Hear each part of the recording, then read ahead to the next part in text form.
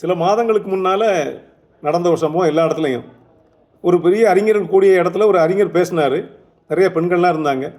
அப்படி அவர் பேசிக்கிட்டே இருக்கும்போது ஆர்வமாக கேட்டுக்கிட்டு இருக்கும்போது ஒரு கேள்வி கேட்டார் கூட்டத்தை பார்த்து. அங்கேருந்து ஒரு பெண்மணியை பார்த்து, நீங்கள் மகிழ்ச்சியாக இருக்கிறீங்களா அப்படின்னு கேட்டார். மகிழ்ச்சியாக இருக்கிறேன் என்று அந்த அம்மா சொன்னாங்க. திருமணமான பிறகு உங்கள் கணவர் உங்களை மகிழ்ச்சியாக வைத்துக் கொள்கிறாரா என்று அடுத்த கேள்வி கேட்டாங்க. அப்போ அந்த அம்மா சொன்னாங்க, தவறான கேள்வி, என் மகிழ்ச்சி என் கையில் இருக்கிறது. திருமணத்துக்கு சொல்ல போனால் திருமணத்துக்கு முன்பு மகிழ்ச்சியாக தான் இருந்தேன், இப்போது மகிழ்ச்சியாக தான் இருக்கிறேன். என் கணவர் தான் என் மகிழ்ச்சிக்கு காரணமாக இருக்க முடியும் என்று நான் நம்பினால், என்னுடைய மகிழ்ச்சிக்கு இன்னொருவர் தான் காரணமாக இருக்க முடியும் என்று நான் நம்பினால் அந்த இடத்துல தோற்று போகிறேன்.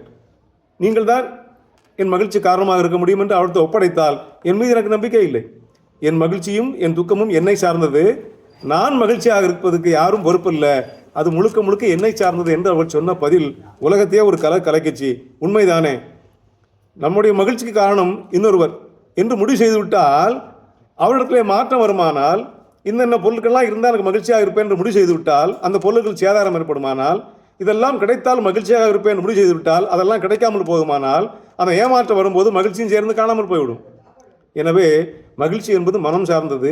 என் மகிழ்ச்சி என் மனம் சார்ந்தது, உங்கள் மகிழ்ச்சி உங்கள் மனம் சார்ந்தது என்பதை நாம் தெளிவுபடுத்திக் கொள்ள வேண்டும்.